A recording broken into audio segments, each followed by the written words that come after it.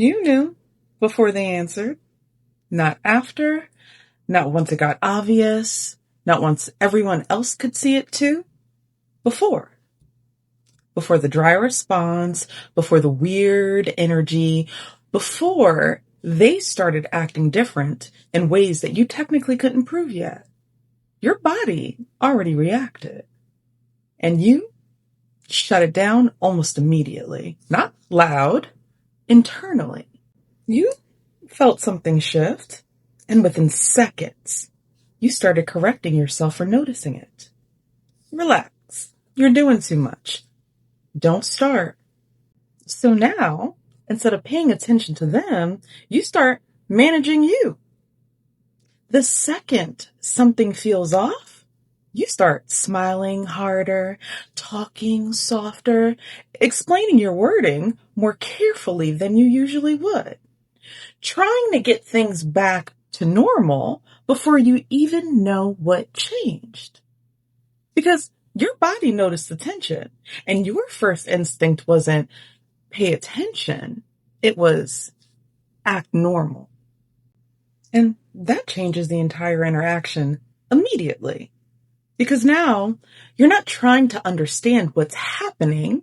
You're trying to make sure you still feel emotionally accepted while it's happening. So instead of asking, why did that feel weird? Your brain immediately jumps to, how do I stop this from becoming a problem? Because deep down, you already know what happens when you stop acting emotionally easy to deal with. And that's the shift people miss. The second something starts feeling emotionally off, they stop observing the other person and start editing themselves in real time. Now, you're softening your tone mid-sentence, you're removing emotion from text before sending it.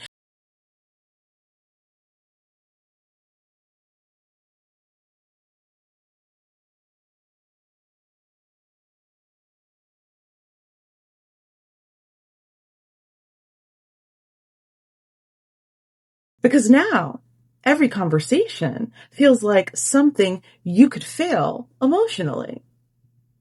Once your body stops feeling safe, you stop expressing yourself naturally. You start performing emotional maintenance instead. So now, you're performing comfort instead of observing discomfort. And the scary part is most people don't even realize they're doing it. They just think, I'm being emotionally mature. I'm being understanding. I'm just doing my very best not to overreact. Meanwhile, their entire personality is shape-shifting around somebody else's comfort. That's why people ignore their gut feeling the first time, not because they didn't feel it, but because the second you trust it, your behavior changes. And behavior changes relationships. Because once you stop forcing comfort, other people lose access to the version of you that made their behavior easier to ignore. And so that's why people buy themselves more time, right? Because deep down, they already know their body is reacting to something that is real. And once you admit to that, you can't unknow it anymore. So instead, you negotiate with yourself. Maybe you stop replying with as much detail. Maybe you stop volunteering as much information that they don't ask for. Maybe now a text from them feels heavy before you even open it. Maybe suddenly you need an hour to answer something that used to take 30 seconds. Maybe you notice yourself rereading messages trying to figure out whether the energy has changed or whether you're just being sensitive again. Because honestly, convincing yourself you imagined it is safer than accepting your body already doesn't trust this interaction anymore. Because your body already stopped settling around them. Now you're monitoring your tone, double checking your wording, reading their reactions in real time while trying to pretend that you're not. Meanwhile, they still think that this conversation is normal, or worse, They notice you pulling back and immediately start trying to pull the version of you that made them more comfortable. The agreeable version. The version that absorbs discomfort quietly. The version that stayed easy to access. The version that explained itself gently, even though it was upset.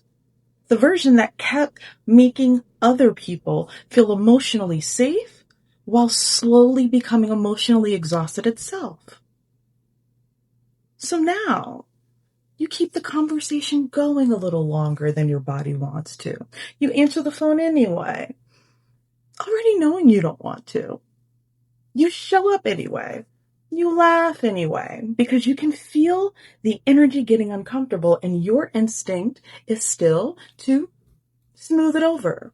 Reply anyway, because disappointing them feels scarier than disappointing yourself. And that's the part people don't talk about. A lot of self-abandonment doesn't look like self-abandonment. It looks like being understanding and being flexible and being emotionally intelligent, being chill. Meanwhile, you're slowly training yourself to distrust your own reactions in real time. And after enough years of doing that, you don't even know what your own real feelings are immediately anymore. You know the socially acceptable version first, the comfortable version first, the non-disruptive version first. The real reaction shows up later, usually in exhaustion, in resentment, usually in the relief you feel when the plans get canceled. Meanwhile, your nervous system already made a decision. Your mind's trying to avoid what changing your behavior would expose. Because once your behavior changes, you might lose access to relationships your identity was built around keeping. And a lot of people know that instinctively. That's why they stay in negotiation mode with themselves for months, sometimes years. Not because they're confused, but because deep down, they already know what their behavior would look like if they stop forcing themselves to feel okay. And that realization threatens entire relationships, entire personalities, entire lives. Because a lot of people built their identity around being emotionally convenient, easy to hold, easy to talk to, easy to lean on, easy to disappoint, easy to emotionally drain without immediate consequence. Some people got so used to managing everybody else's comfort, they forgot to stop checking in on their own. Stop noticing resentment building, stop noticing dread, stop noticing how often their body tightened before seeing certain people. Stop noticing how exhausted they felt after interactions that supposedly were fine. So now, even when something bothers you, you answer normally, laugh normally, act like nothing has shifted, while actively feeling yourself pulling away. And people feel that, even if they can't explain it, because the second you stop absorbing discomfort quietly, other people have to start carrying more on their own. And some relationships were never built for that.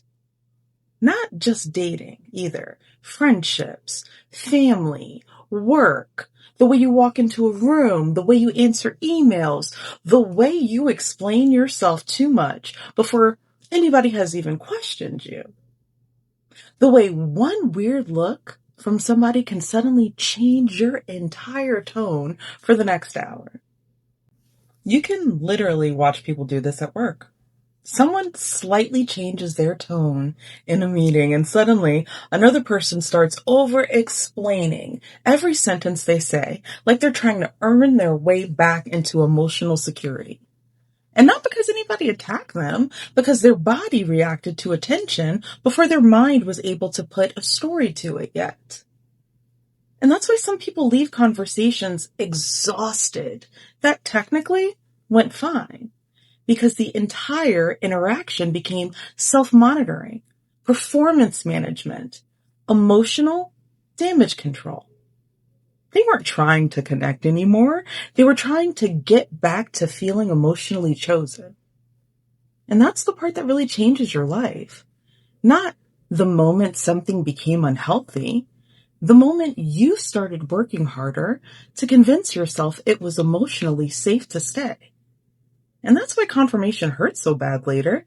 Not because you were shocked, but because you remember the exact moment you started performing normal after your body already wanted distance. You remember laughing normally, replying normally, showing up normally, while internally something already felt different. That's the part that people replay afterward, not just what they did, but why did I work so hard to stay emotionally available for something that was already hurting me? Because the first feeling usually isn't dramatic. It was tiny. Relief when they canceled. Dread before seeing them. Taking longer to answer them because interacting suddenly feels heavy. Feeling emotionally tired before you even get there. Realizing you rehearse personality before seeing certain people. That weird drop in energy after certain conversations that your brain instantly tries to smooth back over. And that's usually how intuition actually sounds. Not run. Usually it sounds like, Most people don't realize how much of their life has changed after one tiny, truth be told. Half the people who have called you easy to be around were only experiencing the version of you that kept swallowing discomfort quietly. And you don't ignore your gut because you can't hear it.